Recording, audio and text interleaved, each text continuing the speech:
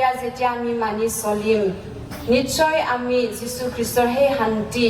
আমি বিচাৰি পাম আৰু যীশুৰ সেই শান্তিত আমি থাকিবলৈ পাম जोङो मोनसे उदाहरण जोङो नायनो लुकास 15 बालाब 11 सिरिनिफ्राय जेब्ला जोङो नायगोन बेयाव जोङो आन्दायनाय बिसाज्लानि खौरां जोङो नुनो मोनदों आन्दायनाय बिसाज्लानि खौरां बे बाइबेल सिरियाव जोङो नुनो मोनदों जे सासे बिसाज्लाया गावनि बिफानिफ्राय गावनि गासै बाहागोखौ लानानै मा खालामदों बियो ओंखारलांदों बियो संसाराव ओंखारलांदों संसारनि गासै रंजानायफोरखौ बियो रंजादों गासै गाज्रि खामानि खालामनो गावनि गोसो जानाय बायदि गाज्रि खामानि मावनो गोसो जानायफोरखौ बियो खालामदों आरो थाङै थाङै मा जादों बिनि बिफानिफ्राय लांनाय जितु धन सम्पति थाखा फैसा गासैबो सानसे जोबस्रांदों आरो जोबस्रांनानै बियो मा खालामदों गावनि बिफाखौ बियो आरोबाव गोसोखांहरदों गावनि बिफाखौ बियो गोसोखांहरदों बियो गावनि गासै धोन गावनि गासै थाखा फैसाखौ बियो गावनि बिफानिफ्राय लांबाय गोसो बायदि बियो रंजाबाय संसारनि रंजानांगौ बायदि बियो रंजाबाय गाव मा गोसो बियो बेखौनो खालामबाय नाथाय बिनि जिबनाव हान्थिया दङमोन ना बिनि गोसोआव बेबायदि गोजोननाया दङमोन ना बा बिनि गोजोननाय बिनि रंजानाया अरायनि थाखाय बेबायदि थाबायना गोबां बाथ्राफोरखौ जोङो बिनिफ्राय सोलोंनो हायो जेब्ला जोङो संसारनि रंजानाय संसारनि गोजोननायनि फारसे जेब्ला जोङो खारगोन सानसे जोङो आन्दायहैगोन बे आन्दायनाय बिसाज्ला बायदि जोङो आन्दायहैगोन नाथाय बे गासै रंजानाया संसारनिसो रंजानाय जितु नंथारगौ गोजोननाय बिखौ जोङो जिसुनियावसो जोङो मोननो हायो जिसुनि थोननायफोरखौ मानिनानैसो जोङो मोननो हायो जिसुआ जोंखौ जि बाथ्राफोरखौ मावनो थोनदों खालामनो थोनदों बे गासै बाथ्राफोरखौ मावनानैसो जोङो जोंनि जिबनाव जोङो गोजोननायखौ जोङो मोननो हायो समरिया आइजोनि सोमोन्दै जोङो बाइबेलाव मिन्थियो जाय आइजोआ सानजौफु समाव दैखराव दै खावनो थाखाय बियो थांदोंमोन सानजौफु समाव दैखराव दै खावनो थांदों नाथाय आइजोफोरनोथ' सानजौफु समाव दैखौ नाङा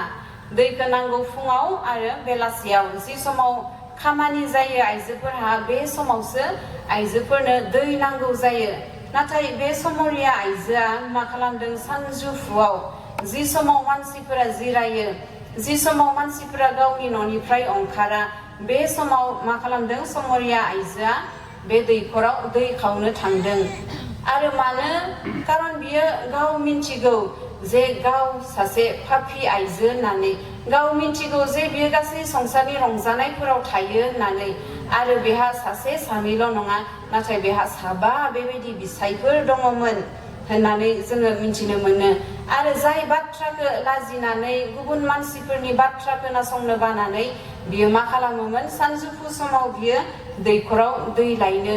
बियो थाङोमोन नाथाय बेबायदि संसारनि गासै रंजानायफोराव थानानैबो नाथाय बिनि गोसोआव जितु हान्थि थानांगौ जितु गोजोननाया थानांगौ बे समरिया आइजोनियाव बेबायदि प्रकृत गोजोननाय जितु प्रकृत हान्थि बे हान्थिया बे आइजोनियाव गैयामोन आरो बिनिखायनो बियो गुबुन मानसिफोरनिफ्राय आन्दो जानानै बियो मा खालामोमोन दैखराव दै खावनो बियो थाङोमोन आन्दो जानानै सोरबा आंखौ नुसिगोनदां सोरबा आंखौ माबा मोनसे बुंसिगोनदां बेबायदियै बियो आन्दो बियो मा खालामोमोन बियो दै खावनो बियो थाङोमोन नाथाय जेब्ला बियो जिसुखौ लोगो मोनबाय समरिया आइजोआ दैखराव जेब्ला जिसुखौ लोगो मोनबाय अब्ला जिसुनि बाथ्रा बियो मिथिबाय जिसुखौ नाजावबाय आरो बे आइजोनि जिबनाव मोनसे हान्थि जिसुखौ मोननानै जेरैबायदि गोजोननाय बिनि जिबनाव जाबाय जे बियो गासै गावनि गामिनि मानसिफोरखौ बियो लिंनानै लाबोबाय आरो बियो जिसुनि हुबबार्ता बियो होनो हाबाय दिनै थारैनो नंगौ जोंबो मानसि जानानै गोबां समाव जोंबो संसारनि रंजानायफोराव गोदोनानै थानो जोंबो लुबैयो संसारनि रंजानाय बायदि रंजानो जोंबो लुबैयो संसारनि रंजानायफोरखौ जोङो जोबोद मोजां नुहुरो संसारनि लुबैनाय संसारनि हास्थायनाय बे गासै बिसयफोरखौ जोङो मोजां नुहुरो जोङो साबसिन होननानै सानो जेबा गुबुनासो बिदि रंजादों ना गुबुनासो बेबायदि रंजादों गोजोनदों गुबुनासो माथो नै गारि गुरा दोङो न' बांला दोङो बिसोरहासो हान्थि सोरबाया बेबायदि मोजां जिउ खुंनो मोनदों बिसोरसो हान्थियाव दोङो होननानै गोबां समाव जोङो सानो नाथाय प्रकृत जिथु हान्थि प्रकृत जिथु गोजोननाय नंथारगौ गोजोननाया जोंनि बेबायदि गारि गुरा जोंनि बांला जोंनि न' बां बेफोराव जोंनि नंथारगौ गोजोननाया गैया नंथारगौ गोजोननाया दङ जिसुनियावसो संसारनि गासै बेबायदि गोजोननायफोरा संसारनि गासै नुनायफोरा संसाराव थानाय गासै मुवाफोरा बे जादों गासैबो टेम्परारि कम्फर्ट होननानै बुंदों टेम्परारि कम्फर्ट दान्दिसेनि थाखायल'सो मोनसे दोहौआ फैगोन आरो दोहौआ फैनानै मा खालामगोन माब्लाबा समाव जोंनि गासैखौबो संहार खालामनो हागौ संसाराव थानाय मुवाफोरखौ नाथाय जि गोजोननायखौ जोङो जिसुनिफ्राय मोनगोन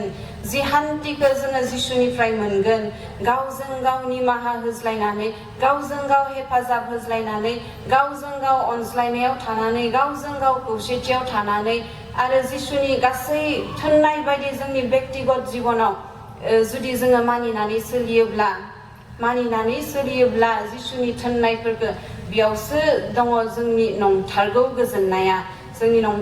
गोजोननाया बेयावसो दङ प्रकृत हान्थि আমি সংসাৰত আমি বিচাৰি নাপাওঁ সংসাৰত আমি যেতিয়া চাওঁ আমি দেখা পাওঁ যে কোনোবাই তেনেকুৱা ভাল ঘৰত থাকিব পাইছে বা ভালকে জীৱন যাপন কৰিব পাৰিছে সেইবিলাক দেখিলে আমি ভাবো যে ইহঁতৰ হে জীৱনত শান্তিটো আছে কিন্তু আমাৰ জীৱনত শান্তিয়ে নাই সেইটো কথা আমি কেতিয়াবা ভাবো বা তেনেকুৱা অনুভৱ মানুহৰ জীৱনত কেতিয়াবা হয় কিন্তু প্ৰকৃত যিটো শান্তি সেই শান্তিটো সংসাৰত থকা ঘৰ বাৰী বা সম্পত্তি এই বিলাকত নাই প্ৰকৃত শান্তি আছে অকল যিশুৰ ওচৰত যেতিয়া আমি নিজৰ ব্যক্তিগত জীৱনত যেতিয়া আমি সকলোৰে সৈতে মিলা প্ৰীতিৰে থাকিম সকলোৰে লগত সহায়কাৰী হৈ থাকিম সকলোৰে লগত আমি ক্ষমা দি মিলিজুলি যেতিয়া আমি থাকিম সেই অৱস্থাত হে থাকে আমাৰ প্ৰকৃত যিটো শান্তি সেই শান্তিটো তাতহে আছে যেতিয়া আমি অপুবয়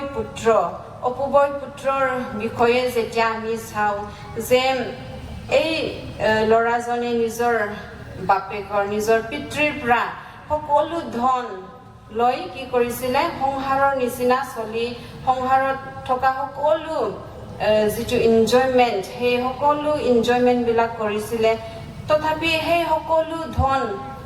সেই সকলো শান্তি চিৰদিনীয়া নহয় যেতিয়া ধনবোৰ টকাবোৰ যেতিয়া শেষ হৈ গ'ল সেই পিতৃৰ ওচৰলৈ আকৌ মনত পৰিলে নিজৰ পিতৃৰ বিষয়ে যে মোৰ পিতৃৰ ঘৰত ইমান আছে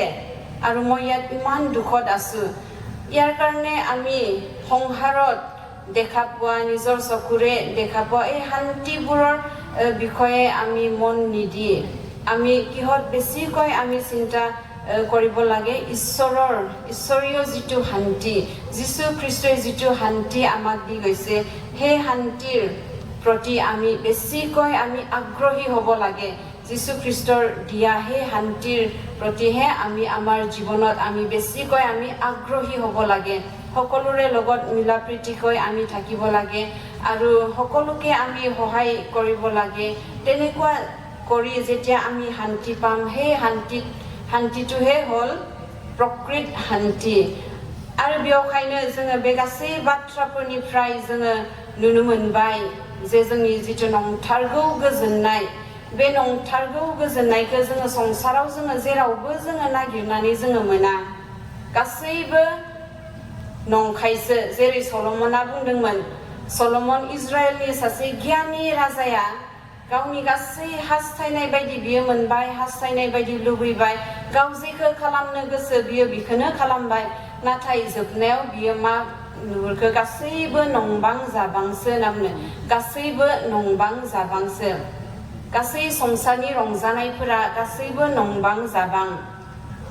नाथाय जाया इसोरनि बोसोनखौ मानिनानै सोलिगोन बेयावसो रंजानाय दङ होननानै जोबनायाव सल'मना बे बाथ्राखौ बुंदों। जाय राजाया सासे इजराइलारिनि सासे गियानि राजामोन, बे राजाया गावबो बेबायदि गावनि जिबनाव अनुभव खालामदों जे इसोरनिफ्राय फैनाय रंजानाय आरो संसारनिफ्राय मोननाय रंजानाय, बे रंजानायनि सोमोन्दै, बे रंजानायनि पार्थक्यनि सोमोन्दै, फारागथिनि सोमोन्दै सल'मन राजायाबो बियो बुजिनो हादों। आरो बेयावखायनो जोङो बेबायदि संसारनि गोजोननायनि फारसे जोङो होसोआलासिनो इसोरनि गोजोननाय, जिसु ख्रिस्टनि गोजोननायनि फारसे जोङो गोसो होनो, इसोरनि बाथ्राफोरखौ जोङो मानिनानै सोलिनो, इसोरा जोंनो होलांनाय बोसोनफोरखौ, जिसु ख्रिस्टआ जोंनो होलांनाय बेबायदि बोसोनफोरखौ जोङो मानिनानै जोङो सोलिनो। जेब्ला बे गासै बाथ्राफोरखौ, जिसुनि बाथ्राफोरखौ जोङो मानिनानै सोलिगोन, अब्ला जोङो अनुभव खालामनो हागोन, जोङो गावनि जिबनाव जोङो मोनदांनो हागोन जे बे जिसुनि जिथु गोजोननाय, जिथु हान्थि, बियो मा, जोङो बेखौ बुजिनो हागोन, जोङो हमदांनो हागोन। आरो बे हान्थिया जों साफ्रोमनि जिबनाव थाथों। इसोरा साफ्रोमखौबो आशीर्बाद खालामथों। आंनि समखौ आङो बेसेखिनियावनो फोजोबबाय। आं जोबनायाव